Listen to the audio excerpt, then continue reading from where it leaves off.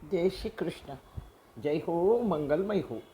ગીતાજીના ત્રીજા પટારાનું પહેલું ખાનું, જેમાં દિવ્ય ભવ્ય આહલાદિક આભૂષણ છે, અને તે છે દેવ જ્ઞાન, જેની વાત આપણે કરી રહ્યા છીએ. ગીતાજીનું કહેવું છે કે દેવને જે ગમે, જે દેવાથી દેવ રાજી થાય, અને તેવું જ દેવાય એમને જે દેવાનું મન થયું હોય તો એ જે સ્વીકાર કરે તેવું જ દેવાય. તો જ પરસ્પરમ ભાવયંત શ્રેય પરમ વાપ્સ્યથ, તો જ પરસ્પર ભાવ વધે અને બંનેનું શ્રેય એટલે સારું થાય, શુભ થાય, લાભ અપાવે એવું થાય.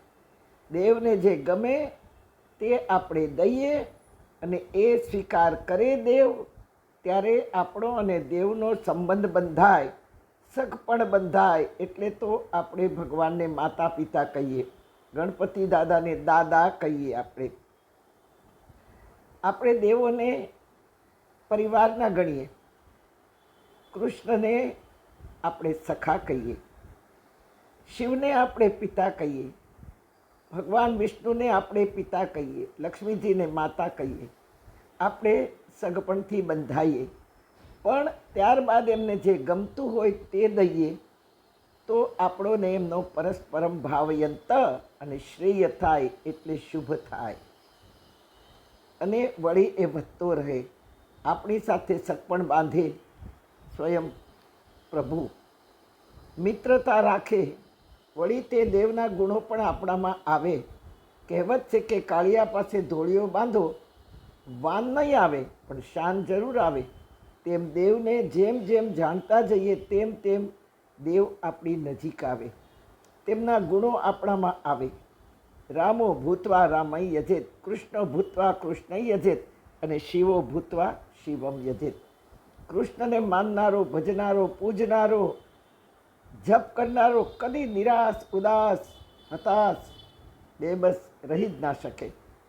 હા, કૃષ્ણને માનનારો સદાય ખુશ રહે, સદાય આનંદમાં જ રહે. રામને માનનારો, પૂજનારો કોઈ દિવસ અશાંત રહી જ ના શકે, સદા સંતોષી રહે, સદા શાંતિથી જીવે. શિવની આરાધના, અભિષેક કરનારો અજ્ઞાની રહી જ ન શકે. શ્રી કૃષ્ણ પ્રેમનો ઘૂઘવતો સાગર છે, તો રામ શાંત વહેતી સરયુ છે. શિવ જ્ઞાનનો હિમાલય છે. ગોકુળમાં તોફાન મસ્તી કરતાં કરતાં માખણ ચોરી ગ્વાલ બાલને ખવડાવી રૂષ્ટપુષ્ટ કરનાર કાનાએ વાંદરા જેવા જીવોને પણ ખુશ કર્યા.